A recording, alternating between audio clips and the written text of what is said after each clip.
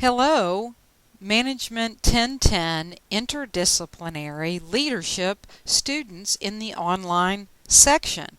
Greetings, I'm your instructor, Dr. Joan. That's what you can call me, Dr. Joan.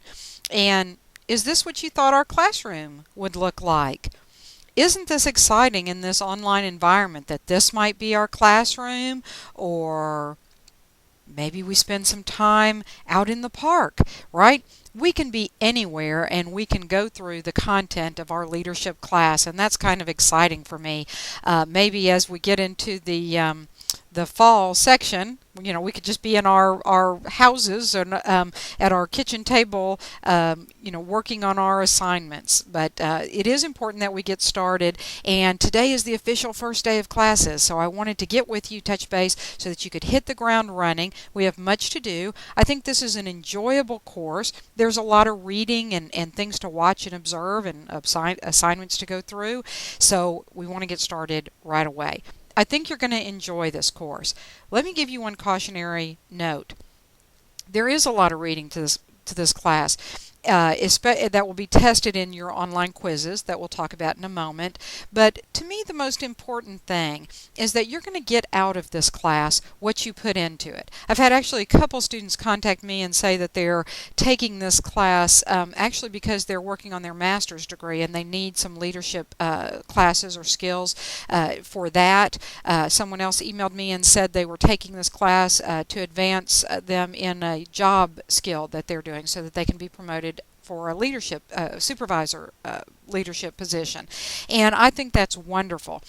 You're going to get out of this what you put into it. We're going to go through the literature, and that's what your textbook is. And man, do you need the textbook for this class. I know sometimes you have classes where the instructor says, I'm going to give you handouts, or we're going to do things in class, and you don't even need the book. That is not the case here. You're going to need that textbook, because one of the important tenets of education is that you are changing. It's about change. You don't want to take old ideals and ideas from the past and say, well, I'm just going to do it the way that I've always done it. It's not to say that what you've done in the past is wrong. It might be wonderful. If it is wonderful, wouldn't it be great to understand why it's wonderful and why it's working? It might give you ideas for other things. If it's not working, that needs to be brought to your attention.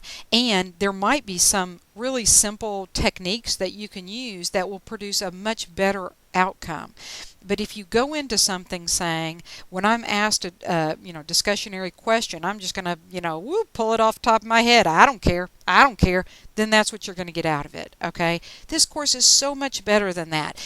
You can have fun and you can learn a lot in this course, but you're really going to get out of it what you put into it. I think that's true in this leadership class much more so than in any other class. Now, that being said, you could, when I'm trying to do some of my trickery here, and sometimes it takes me a while. Oh, I had a little funny special effect I was going to do, and I can't find it, but that's okay. Timing is everything, right? Okay. The first thing you want to do to get started is to print off your syllabus. You've got to get into the pause system and start exploring the links and get into the content, get into the assignments. But I'm going to start you off with the syllabus. I'm going to include this in an email that I send to you. Now, initially, for this very one and only time, I'm going to email you through the college's email system. But from this point forward, you need to go to the PAUSE system, the online course management system, PAUSE. All communication will be done through the PAUSE email system. The regular college system email is really for things like there's been a classroom change, there's something new related to financial aid, the college is closing for a snow day, something like that, right? But the pause system is where we talk about our course, okay? So we need to keep that email, those communications in the pause system. In fact, if you email me the other way, I'll just kind of point you back and say you need to send me this through pause, and I'll probably answer you in pause. So you'll save yourself a step. We're going to talk more about that right now. Very first thing, see this highlighting here? It's white letters with a black background to draw really bold attention to this. And it says use the pause email system. We'll talk about some communication guidelines in the syllabus. They are documented here, but while I'm talking about that, let me just go ahead and address some communication principles. When we communicate with each other in this online environment, it's extremely important to demonstrate respect. One of the first things that I want you to do is to refer to me by my proper title. A lot of our community college students are not aware of this, which is one reason I want to explain this, that in an academic environment, if somebody has earned the degree of PhD, you refer to them as doctor. We think, but doctor, that means a medical doctor. I'm not a medical doctor. I can't look at the cut on your finger and make a diagnosis based on that. That's not my area. But I did earn an advanced degree, a PhD. As you transfer maybe to a university environment, most of your professors there will have PhD, and it's important that you realize, and I want you to address me and to address them later on, as Dr. So-and-so. You can call me Dr. Joan. Okay, so that's the first thing. As you continue in the email, you want to continue to demonstrate respect. You want to write complete sentences. You want to spell out the words. You want to use proper punctuation. You want to use proper grammar. We're business people. We communicate in this management course using proper business skills. It starts today. Today's the first day of the semester, and you take the time to do that. Where we get into trouble is when you're on your cell phone and you're driving your car, you're in the passenger seat, and you're trying to then you're going to whip that off. And then I get things like, I was telling another class, I get an email that says, what book? It's a WHT, and book was spelled out, but no question mark, what book? I don't know what that means. Isn't that insulting if I spoke to you like that instead of in the complete sentences and the way we're communicating now? So we want to demonstrate that respect for each other. If you take a moment and spell it out, when you are talking about yourself, don't disrespect yourself. Don't use lowercase I to talk about you. I think you're more important than that, and I don't want to be the only one. I want you to use capital I, which is the grammatically correct way. Capital I is what you use when you refer to yourself. Put a period at the end of the sentence. Sign the email with your name. I don't know who J.L. Kinney 2 is. I don't know. So don't make me have to go try to look it up. That's you disrespecting yourself. You don't even care about your own name. Isn't that sad? Don't do that. Okay, don't do that. Take a moment, express yourself clearly. This is a work situation, and we want to treat each other like professionals. Okay, so I think you can do that, and I'm just going to ask you as we talk about email communications, any kind of communication, to do that. All right? I appreciate it. I really do. Let's go back to the syllabus. Boy, we talk about these great people and the respect and the things that we can do. Look at two of the leaders that we're going to study throughout our leadership course. Obviously, you recognize Martin Luther King, and hopefully you also recognize Gandhi. And they have some similarities in their leadership practices. If you're not aware of that, you're going to enjoy learning about that. So as you read in the syllabus, this is the course description, some of the objectives that we're going to focus on, and I want you to look at that and be familiar with that. Okay, move this over so I have a place to put my pages. Okay, required textbook. I have it up at the top. I do not have an ISBN number for the book. You can order it through our bookstore. I give you information, I believe, even further in the syllabus about how you can obtain it. It is part of an Honor Society curriculum. The Honor Society is Phi Theta Kappa, and so this is a very well-recognized leadership curriculum, and you're going to learn a lot as you go through the course. Okay, so you need that textbook. Cannot emphasize that enough. Now, you're also going to need to get into the pause system. This is in my syllabus. You'll go through. There's some of the tools that you need under other required leaders. We're going to look at these two leaders we're going to examine. You may not recognize him, Cesar Chavez, and he really led a movement. It was great leadership skills that none of his predecessors could accomplish, especially affecting agriculture. We're going to read about him. You're going to learn about them. Do you recognize this person? Well, you can read in the syllabus, that's Harriet Tubman. We're going to learn about her. She was a very strong, very bold leader. She was not just one of these little soft people who said, that's okay, it's going to be wonderful, wonderful. And look what she accomplished. Lots of different leadership styles. You're going to learn about these. You may find that you really respect this one person, but you could never lead in the way that they lead. It could be because you have your own leadership strengths, and you're going to learn about those things and study those things. Okay. In regards to Americans with Disability Act, we do have a procedure for that with the college, and I'm glad to assist you on that. So I've been contacted by a couple of students, and I want you to know we're very open to that, and that is no problem whatsoever. Okay, we're going to work with you on that. You just document it through the disability office at the college. Now again, I talk about email in the syllabus. You're going to go through that, and again, it's just important that we're respectful with each other. No problem there, right? Okay, look at that. 2 other leaders that are discussed in our syllabus, and I just kind of insert them into the syllabus to tease you about some of the great leaders that we're going to study. In this case, Chief Joseph the Elder and Chief Joseph the Younger. They had very different styles. Interesting how they affected the outcome of situations, and so you're going to read about that. This is the part of the syllabus that you are just anxious to explore, and that is how you earn points, how you earn your grades. Okay, the first thing is, as an online student, I want you to complete the pause quiz, okay? What this quiz is going to do is you're going to go through an online orientation that our college distance education department provides. It's a good way for you to evaluate if an online class is right for you. You've made the decision to take an online class. What kind of things should you be thinking of? And that orientation is going to take you through that. Have you developed a schedule for yourself? Have you already gotten your textbook? Are you going to, jump in and get started? It's going to ask you those types of things. You're going to take a quiz on what you learn in that orientation. Now, after that, each of the quizzes are on the chapters that we're going to cover. We're going to cover 10 chapters on leadership. A lot of articles, a lot of reading in those chapters. You're going to do great with it, though. You'll have your book, open notes, open book, as you take the quiz. Now, let me tell you some more about the quizzes. What I like to do with quizzes is I like you to use those as a study tool. In fact, the exams we'll talk about later come directly from the quizzes. So I want you to feel free to take those quizzes as many times as you want. You have unlimited attempts. What's the downside? There's got to be a catch. There's a little catch. You have got to make on those quizzes a 70% or above. In other words, if you make a 65, you don't get a score of 65. You get a score of 0. Of 0. That's a goose egg. You don't want a score of 0, okay? You can be at least a C student. I think you can be an A student.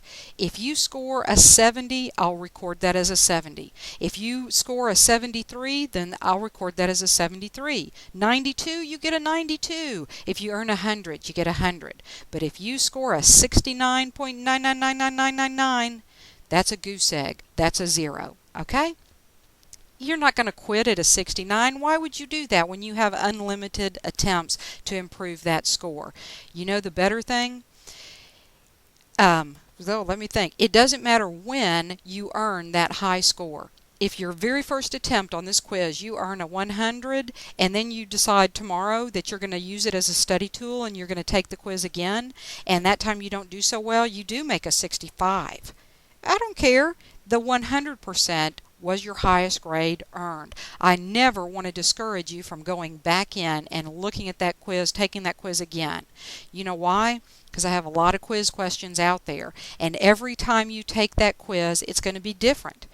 If the correct answer to a question was A the first time, the choices are going to be randomized. The order of the questions is randomized. Students sometimes get frustrated and they say, I'm having difficulty with question number 1. I have no idea what question number 1 is because it's different for every student and it's different every time you take the test. Again, you're going to see these questions again on the exam. So take those quizzes a lot and study using those. You're going to have your book, go through your book and do that. Now, you also have some writing assignments, and I love these, and I really want to talk to you about these. How can we observe leadership? I mean, can we just walk into some big company and say, hey, Mr. CEO or Miss CEO, I want to follow you around? Well, that would really be awesome. Well, there are actually a lot of movies out there that are based on true stories. They're real world. And we're going to watch those movies, and you're going to have some writing assignments to study them. Now, some of the movies are required viewing. Some of them are optional. These movies, in some cases, and you have to decide what's right for your family, could be great education. Get your family together, sit down, watch these movies, and discuss them. You're going to be looking at these movies from a totally different vantage point because you're going to be evaluating the leaders and the leadership characteristics that are exhibited during these movies. Some of them are popular. Let me give you an example. Hotel Rwanda. I don't know if you know this, but that's based on a true story. And the main character in that, who you'll learn about, had incredible strength and demonstrated incredible leadership. Another thing that we focus on in this nationally recognized curriculum is servant leadership. In other words, excuse me, how do we lead really by enhancing our people, by contributing and doing what's best for the people that we're leading. And you really see that in Hotel Rwanda. Others are a little bit more of a classic. 12 O'Clock High is your very first movie that you're required to watch. You may have a lot of ways to get access to these movies. In the assignment instructions, I try to point you in those directions, but I do have copies of these movies at the library, so you can request them over the library. Since we have very limited copies, we may only have one. You may want to encourage other people to join you. Maybe you know some of your classmates, and you can say, let's all meet at the library at this day and at this time to watch this movie. Netflix has some of these movies. Amazon has some of these movies. Hulu has some of these. I mean, there are all kinds of ways to get access to these movies. Redbox, okay? 12 O'Clock High, for some reason, can be kind of difficult, although they show it on free television a lot. But get on that now. Watch that movie as soon as you can, because that can be one that's hard to actually get a hold of, get in your hands. But two very different leaders in there that you're going to be allowed to compare and contrast, and I think you're going to enjoy the movie. You will have required writing assignments where those assignments go into the Pause Dropbox. Let me give you a note of caution. There's time limits on these quizzes. There's time limits on these Dropboxes. It's 11:55 on the due date, and you'll see the due date in Pause. Don't email them to me. If you do, goose egg. Remember that, goose egg. Which way can you see that the best? Goose egg. I'm not taking them via email. Typically, what students will say to me is, the system did not take my assignment. You know when the timestamp on your email is. It's typically like 1 o'clock in the morning, or if the assignment was due 11:55, the timestamp on your email is like 12:01 the morning of the next day. And you say, okay, don't call it that close. Okay, you should have been finished with that assignment hours and hours ago. Don't call it that close. The system's going to lock you out. You're going to lose points on an easy assignment, on a movie assignment, a quiz assignment. Don't put yourself in that position. Okay, exams. 3 exams. One at the midterm comes from the quizzes that you're going to be taking throughout the semester. One at the end of the semester, and that's going to cover basically chapters 7 through 10. Then you have a comprehensive final. So 3 exams, you have 1 drop grade. Which one of those do you think is going to be the one you're going to want to drop? Well, the easiest chapter in any book is chapter 1. I think I'm going to try to do my best on exam number 1.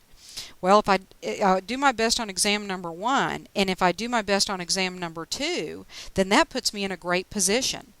Then I'm in this position where I could potentially drop that final exam, meaning you could even not take it and get a 0, in which case it would be your drop grade. Let me give you my standard speech. Some of you just heard that you don't have to take the final. You're wrong. You're wrong. I did not say that. What I said is you have a drop grade. If you bomb on the final, that might be your drop grade. Now, let me tell you something else about these final exams, or about these exams in general. You do not have unlimited attempts on them, only on the quizzes. You have 1 attempt on the exam. So if you email me and you tell me how your internet blew up, your computer crashed, you had a family emergency, and those things do happen, and you were unable to complete the exam, those things happen. Don't focus on the past. It's your drop grade. Focus on doing better on the next 2 exams. What if you have 2 family emergencies? You know what? It happens, and people have a hard time in life, and sometimes you have to put college on the back burner and take the course again the next semester and focus on the knowledge. My goal is for you to learn the knowledge, and you'll do that when you're involved in doing well on the quizzes and on the exams, okay? So do your best. You have one drop grade only in terms of the exam, and that's regardless of if you miss the exam for any reason, then it becomes your drop grade. Put it on your calendar, folks. You can do it. You're a college student. You can do your own schedule, okay? Make a schedule. All right, so you can read more detailed information about the exams and the drop boxes and the quizzes in the syllabus. Final note here on communication. Take the time to respect yourself. I've already talked about that. Use a capital letter I when you're talking about yourself. Address me by my title. Write complete sentences and spell correctly. If you're misspelling your, every other word, what do you think I think? Okay, then you're going to come along and say, write me a letter of recommendation. Tell everybody how great I am. But what do we know about you? And you say, well, but I wasn't trying. Always put your best foot forward. Always represent your best. So I want you to give that to me, and I want to put on a really great course for you. And I think you're going to enjoy this course. I really do. I think you're going to get a lot out of it. Okay, so the last thing at the end of the syllabus, it does talk about a schedule. This will be included. It's in the pause system. All your assignments have due dates on them. You'll see those due dates out there. But I do give you a printed schedule that you can look at. I highlighted required movies, but you do have optional movies there as well. So make sure you do that. Prepare a calendar and get started. That's the most important thing. You have a lot of reading to do, so I know that you already have your textbook and you're busy reading that. If not, you're working on your Dropbox assignments, watching your movies, writing those. Don't waste time. Today's the official first day of the semester because it's Saturday, August the 25th, and there's no time to waste. I'm looking forward to a really good semester. I know that we're just going to enjoy this class tremendously, and I'll be talking to you again very soon. I try to do these video updates frequently so that we can stay in touch, and I'll be talking to you again soon. It's wonderful to meet you all. I look forward to getting to know you throughout the semester, and good luck and happy semester.